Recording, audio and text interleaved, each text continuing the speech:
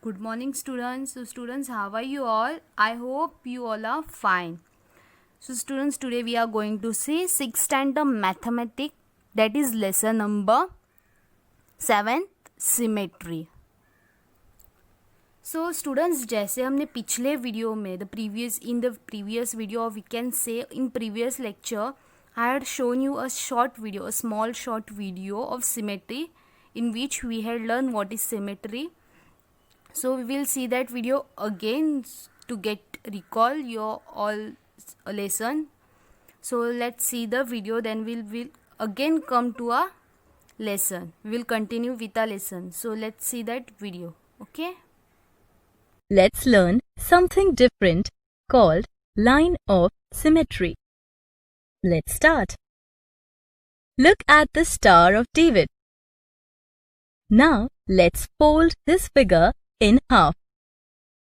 You will notice that both the halves match each other exactly. If you can fold a figure in half so that the two halves exactly match, the figure is said to be symmetrical. The fold line is called the line of symmetry or axis of symmetry. Here, line AG is one such line of symmetry. The others are line BH, line CI, line DJ, line EK and line FL. Thus, we say that Star of David has 6 lines of symmetry. Now, let's draw the lines of symmetry for the given figures. Figure 1. A rectangle. Here, we can divide the figure into 2 equal halves by folding it vertically or horizontally. Thus, we say a rectangle has 2 lines of symmetry. Figure 2. An apple. Here, we cannot divide an apple into 2 equal halves. Thus, an apple has no line of symmetry. Figure 3. Letter A. We can divide the letter into 2 equal halves by folding it vertically. Thus, we say letter A has one line of symmetry. Coming to the last figure, number 0. Here, we can divide the number 0 into 2 equal halves by folding it vertically or horizontally. Thus, we say that number 0 has 2 lines of symmetry. Kids, now it's time for you to practice line of symmetry on your own. To understand what symmetry is, let's draw an isosceles triangle. It's a triangle in which 2 of its sides are equal. Now let me give you an easy task. You need to think if we can divide this triangle into 2 parts such that both the parts match exactly when they're folded along a line. How would you divide the triangle if this condition has to be satisfied? Fold it along a line such that both parts formed match exactly. Pause the video and give it a shot.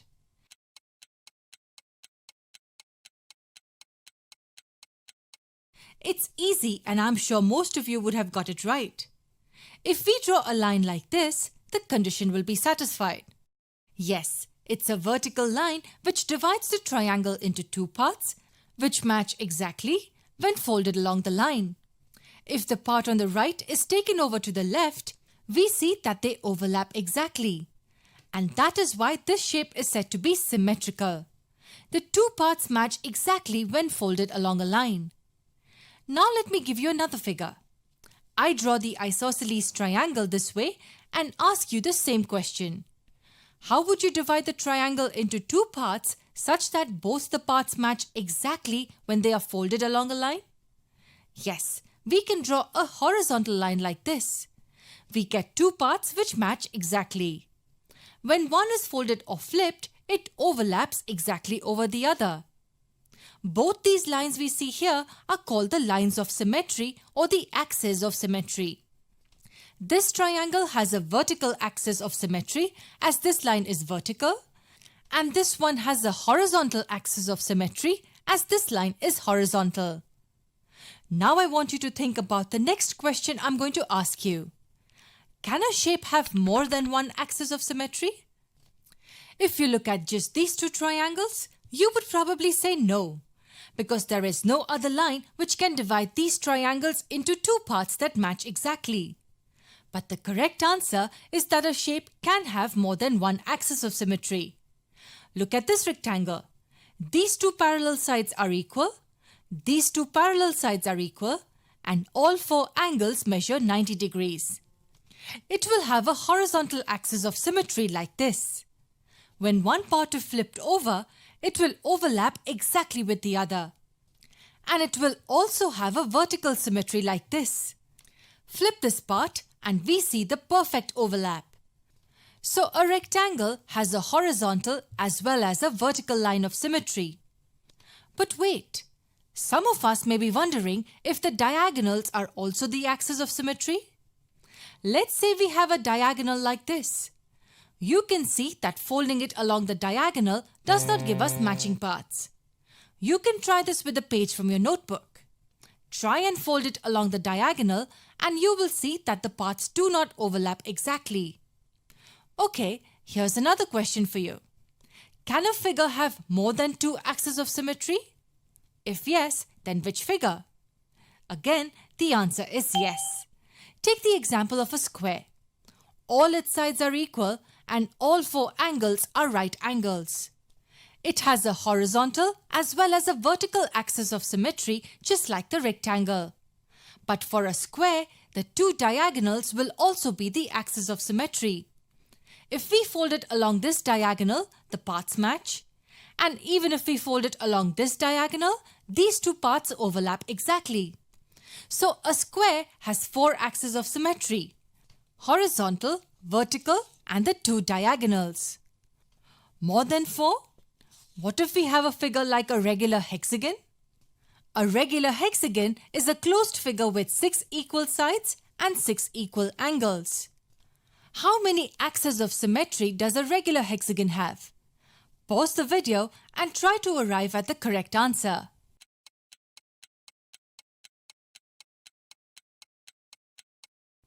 Okay, let's see. The horizontal and the vertical ones are obvious.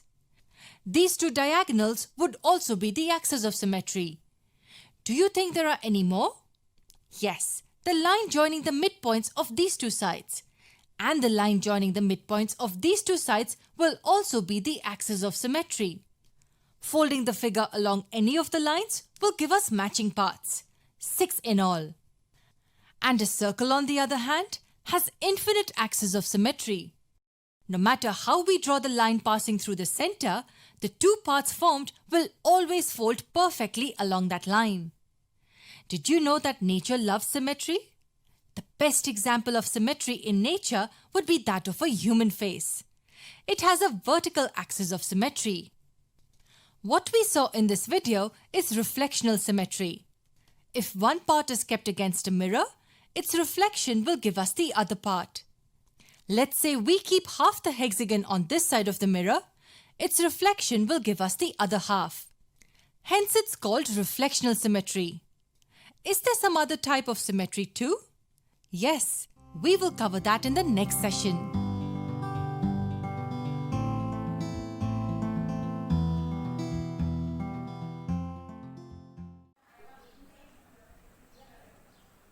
So students, I hope after seeing the video सब फिर से recall हो गया होगा आपके mind में.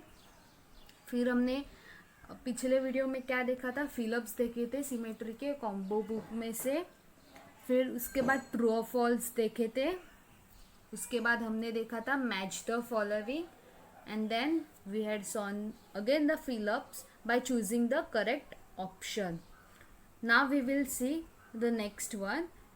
This is page number 65. Now we will see on the page number 66.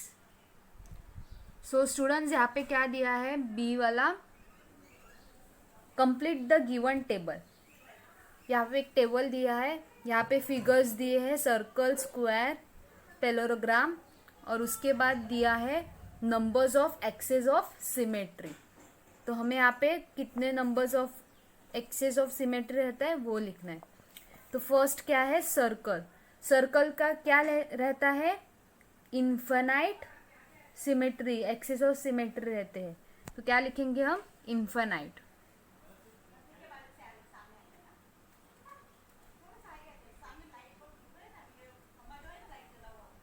Infinite, circle के कितने एक्सेस होते हैं, इन्फिनाइट, अनकाउंटेबल रहते हैं, हम काउंट नहीं कर सकते, बहुत सारे रहते, काउंट नहीं कर सकते ऐसा नहीं, लेकिन बहुत सारे रहते हैं।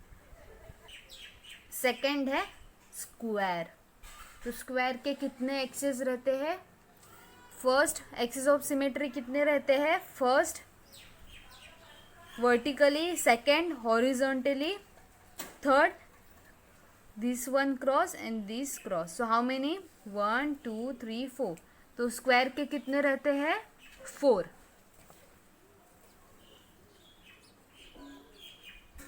ओके, अब हम देखेंगे थर्ड पैरेललोग्राम। पिछले जो वीडियो थे वहाँ पे फिलिप्स में मैंने आपको बताया, ट्रू और फॉल्स में था, तो मैंने आपको बताया था पैरेललोग्राम कैसे रहता है। अभी यहाँ पे आप डायग्राम देख सकते हो। तो ये कितने पार्ट्स में डिवाइड हो सकता है, 1 2 3 एंड 4। कितने, 4। तो फर्स्ट वाला circle, infinite numbers of axes of symmetry, second square, 4 numbers of axes of symmetry, and third parallelogram, 4 axes of symmetry. हम उसे 4 पार्ट्स में, सिमेट्री उसको 4 पार्ट्स में हम डिवाइड कर सकते हैं। इक्वल जो उसका जो भी अभी लेंथ बोलो जो भी रहेगा वो इक्वल रहेगा जब हम इसे डिवाइड करेंगे। तो हमने क्वेश्चन नंबर बी देखा। अब हम देखेंगे question number first, filling the blanks. यहाँ पे भी सेम है। ऊपर हमने देखा, क्या देखा, फिगर्स, मतलब जो फिगर्स रहते हैं वो देखा। यहाँ पे हम लेटर्स, नंबर्स वो देखेंगे। अभी फर्स्ट वाला क्या है, numbers of axes of symmetry of letter M. M के कितने रहते हैं, 2। आपने ऐसे कट किया तो कितने रहेंगे, 2। Number second one, number of axes of symmetry of number 8। आप इसे ऐसे कट करोगे तो कितना, यहाँ पे देखो 8 को आप ऐसे कट कर सकते हो, ऐसे भी कट कर सकते हो, तो कितना आएगा, 2, राइट। अगर आप उसे वर्टिकली कट करते हो ऐसे वर्टिकली तो भी सेम आएगा, और हॉरिजॉन्टल करेंगे तो भी सेम। तो आंसर क्या होगा, सॉरी यहाँ पे 1 है, मैंने 2 लिखा, सॉरी। एम को हमने 1 पार्ट में डिवाइड किया, राइट। तो यहाँ पे आएगा 1, और यहाँ पे 8 को हम कितने पार्ट्स में, 2 पार्ट्स में डिवाइड कर सकते। तो क्या आएगा, 2। Number of axes of symmetry of letter S. S को हम कैसे कट कर सकते हैं 1 पार्ट में, राइट। तो कितना आएगा, 1। Number of axes of symmetry of letter B. B का also 1। Number of axes of symmetry of letter D. D का भी 1। ओके, तो फिर से हम देखते हैं फर्स्ट वाला, number of axes of symmetry of letter M 1। इसे हम 1 पार्ट में ही डिवाइड कर सकते हैं। Second, numbers of axes of symmetry of number 8, 2। ऐसे कर सकते हो और ऐसे भी कर सकते हो, तो क्या आएगा, 2। Third, number of axes of symmetry of letter S. S को हम एक ही पार्ट में डिवाइड कर सकते हैं। Fourth, number of axes of symmetry of B. B को भी हम एक ही पार्ट में डिवाइड कर सकते हैं, 1। Number of axes of symmetry of letter D. D को भी हम 1 पार्ट में डिवाइड कर सकते हैं, इसके लिए 1। अब हम देखेंगे दूसरा, क्या है, राइट ट्रू और false. Letter W has 1 axis of symmetry, true और फॉल्स। क्या है, डब्ल्यू के पास सिर्फ डब्ल्यू को मतलब हैज 1, सिर्फ it has 1 axis of symmetry, it is true और फॉल्स। यस राइट ट्रू, इसे हम सिर्फ एक ही पार्ट में डिवाइड कर सकते हैं, राइट। तो आंसर है true. Letter N has one axis of symmetry. Letter N का वन एक्सिस ऑफ सिमेट्री रहता है, राइट और रॉन्ग, ट्रू और फॉल्स, फॉल्स, राइट। देखो इसे हम यहाँ से भी नहीं कट कर सकते, यहाँ से भी कट नहीं कर सकते, तो वन एक्सिस ऑफ सिमेट्री नहीं है। Letter has no axis of symmetry, तो क्या आएगा यहाँ पे false. Number 9 has no axis of symmetry, true. Number 9 को तो हम डिवाइड नहीं कर सकते हैं। Fourth one, axis of symmetry is a line, yes true.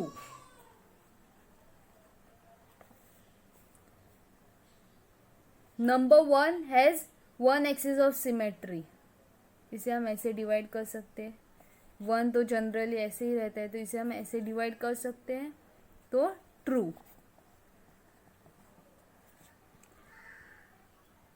तो फर्स्ट वाला क्या है, letter W has one axis of symmetry, true.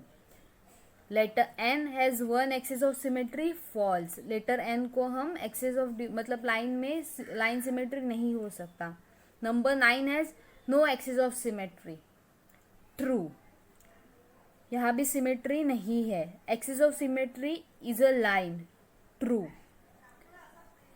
Number 1 has one axis of symmetry, number जो ये 1 रहता है उसे वन एक्सिस ऑफ सिमेट्री रहती है, तो ट्रू। ओके, तो हम एक्सरसाइज की तरफ बढ़ते हैं, प्रैक्टिस सेट 20 जो हमने ऑलरेडी देखा था, फिर भी हम देखते हैं। अभी यहाँ से जो भी हम सॉल्व करेंगे वो आपको नोटबुक में सॉल्व करना है। ओके, अभी हम जो भी सॉल्व करेंगे वो आपको आपके नोटबुक में सॉल्व करना है आपको। ओके, तो देखते हैं। फर्स्ट क्वेश्चन क्या है, draw the axis of symmetry of each of the figure below. तो इसके जो भी एक्सिस ऑफ सिमेट्री है वो हमें ड्रॉ करना है। ओके, तो आप क्या करोगे, पहले ये क्वेश्चन लिखोगे, उसके बाद ये जो डायग्राम्स है, फर्स्ट वाला ये आपको डायग्राम ड्रॉ करना है, उसके बाद आपको ऐसे ऐसे कट करना है, ऐसे ऐसे, ये 1 पार्ट में और ये 2 3 4, आप स्केल के हेल्प से सीधे लाइन मारो 2। तो ये हो गया उसका symmetry, axis of symmetry. Second का क्या होगा, मैंने आपको पिछले वीडियो में बताया था ये कैसे डिवाइड होगा, कितने पार्ट्स में डिवाइड होगा, 3। कितने, 3। कैसे, देखो फर्स्ट वाला ये सीधा फर्स्ट, सेकेंड क्रॉस में, आप इसको फोल्ड कर सकते हो, थर्ड वाला फिर से क्रॉस में। आप खुद देख सकते हो सबका एक रेक्टेंगल रेडी होता है, आप खुद देखो, ये देखो पहला वाला पार्ट देखते हैं हम, इसको डिवाइड किया तो ये एक रेक्टेंगल हुआ, इसको हमने डिवाइड किया, राइट। तो ये सेम हो गया, यहाँ पे ये वाला सेम है, यहाँ पे भी सेम है, देखो ये आपका रेक्टेंगल है, राइट। आपने जब इसको ऐसे कट किया, देखो ये पार्ट भी सेम है और यहाँ का पार्ट भी सेम है, राइट। अभी थर्ड वाला कहाँ से, अपने यहाँ से कट किया, राइट।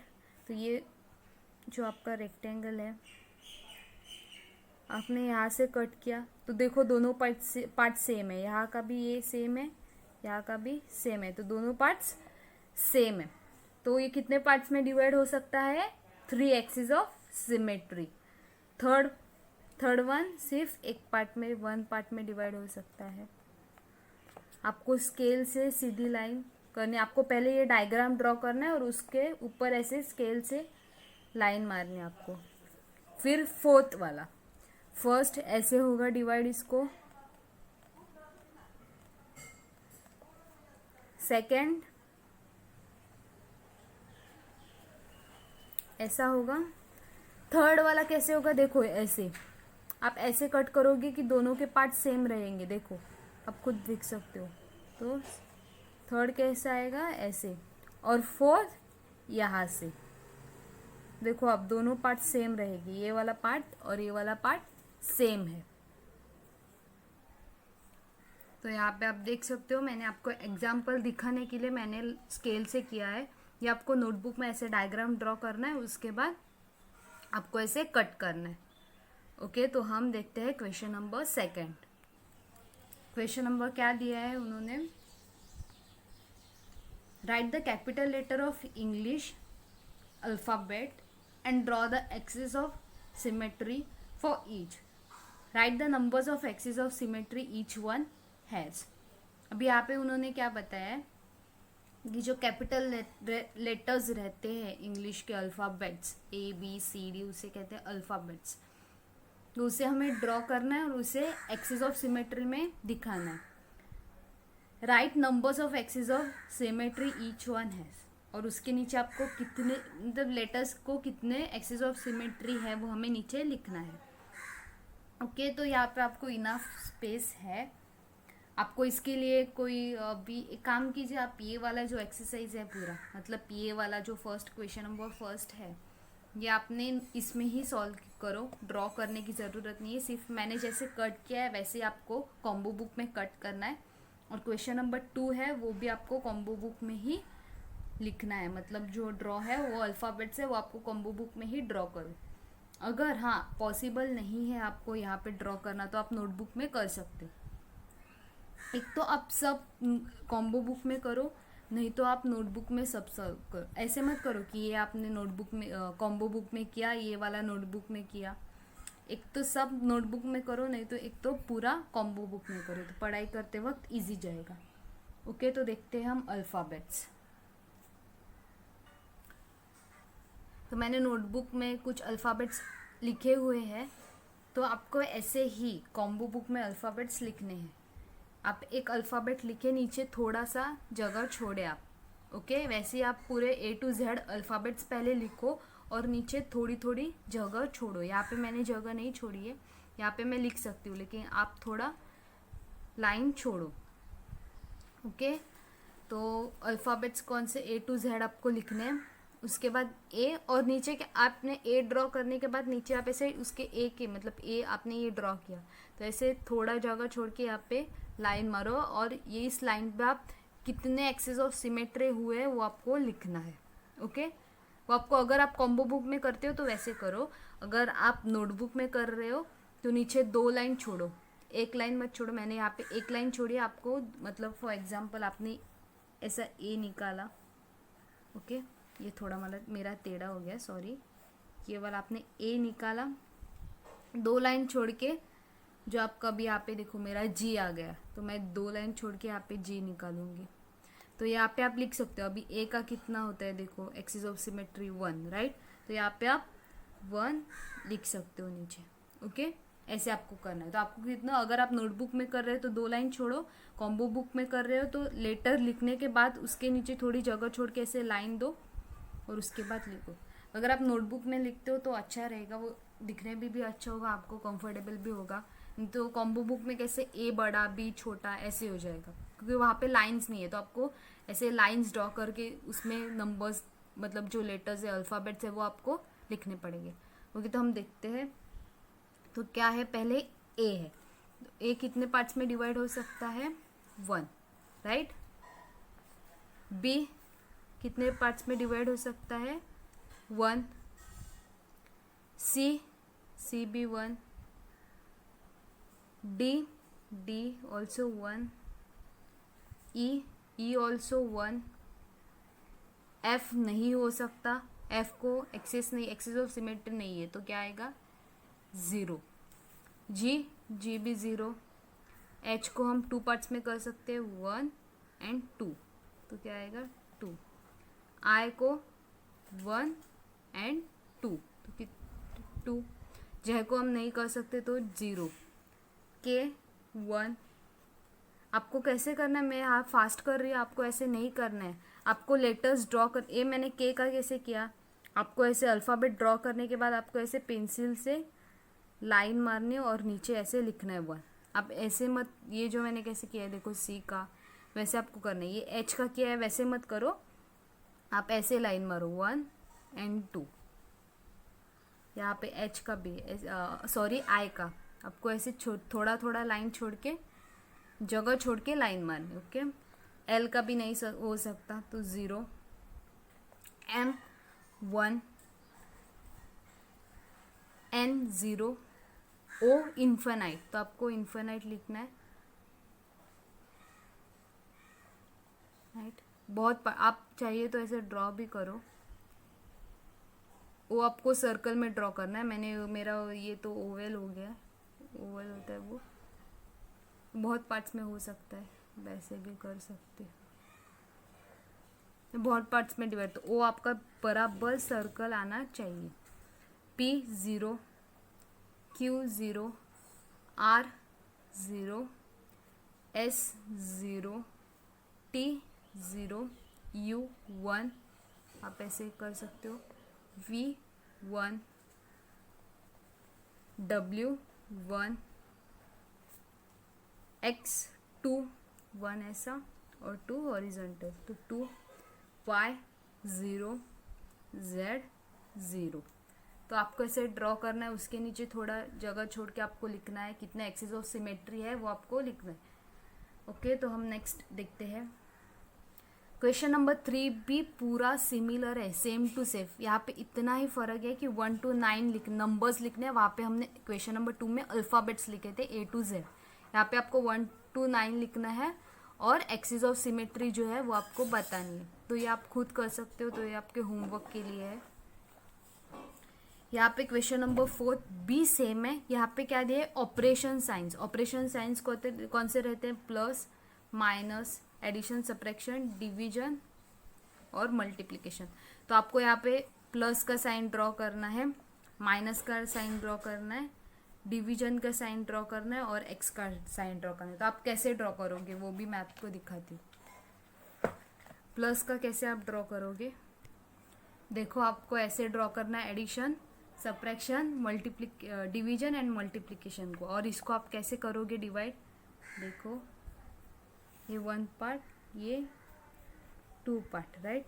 इसका 1 पार्ट, ये 2 पार्ट, इसका 1, सबके 2 पार्ट्स में डिवाइड हो जाते हैं।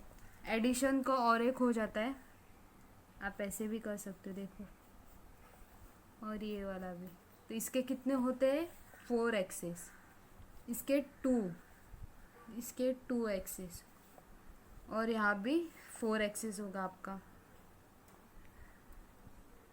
कैसे देखो, नहीं, यहाँ पे आपका सिर्फ 2 एक्सेस होगा। ये वाला फर्स्ट, ये वाला सेकेंड, 2 एक्सेस। ओके, तो ये हो गए। आप ऐसे भी कर सकते हो, देखो ऐसे भी फोल्ड किया तो हो जाएगा, ये फोल्ड। तो इसका आ गया 4 आंसर, 2 नहीं आएगा 4। तो इसको आपने 4 एक्सिस में आप सिमेट्री, 4 एक्सिस ऑफ सिमेट्री हो गया। देखो आपको ऐसे ड्रॉ करना और ऐसे अच्छे से, मैंने जल्दी में क्या, आपको अच्छे से डिवाइड करना है इसको। ओके, इसके बाद देखेंगे हम ये वाला भी सेम है, draw a axis of symmetry the following. तो इसको आप ऐसे कट करोगे, इसको आप ऐसे, इसको आप ऐसे कट करोगे। ऐसे कट नहीं होगा क्योंकि गैप है, जॉइन नहीं है, जॉइन को ही हम डिवाइड कर सकते हैं। तो आपको ऐसे, ये होमवर्क के लिए ये वाला आपको खुद को करना है। 1 to 9 नंबर्स लिख के आपको खुद को एक्सेस में ऐसे, जैसे हमने अल्फ़ाबेट्स का किया, देखो जैसे हमने अल्फ़ाबेट्स का किया, ये वाला आपको सेम नंबर्स का करना है, सेम टू सेम आपको 1 to 9 का करना है। वही ऑपरेशंस का जो है, जैसे मैंने आपको लेटर्स के दिखाया अल्फ़ाबेट्स के कैसे करना है, वैसे आपको नंबर्स लिखना है, उसके नीचे लिखना है। इसके बाद सेम आपको ऑपरेशन जैसे ड्रॉ करके नीचे ऐसे लिखना है, 4 2 2 4, जैसे उसका जितना सिमेट्री है, एक्सिस ऑफ सिमेट्री, वो यहाँ पे भी सेम आपको करना है, इसको डिवाइड करके लिखना है। अब हम देखते हैं ये वाला क्वेश्चन नंबर 6, ये भी सेम है, सब सेम टू सेम ही है।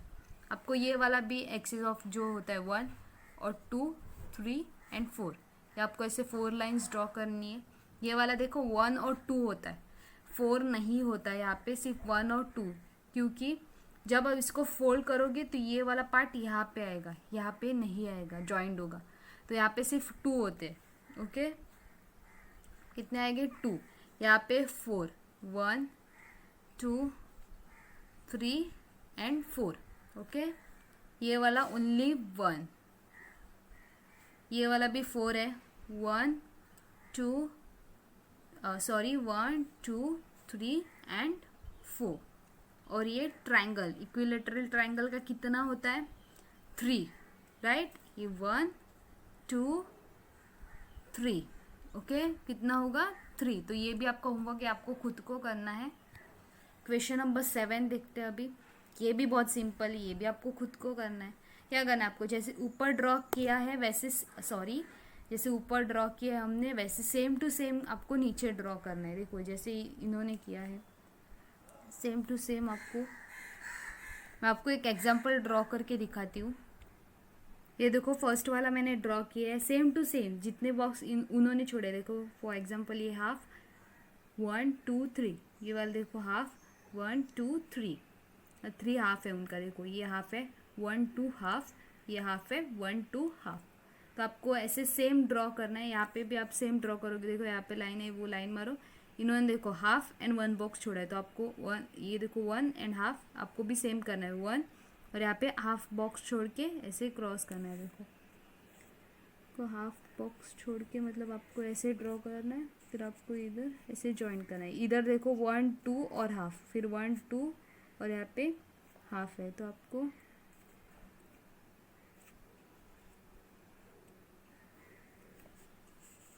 देखो ऐसे सेम ड्रॉ करना है।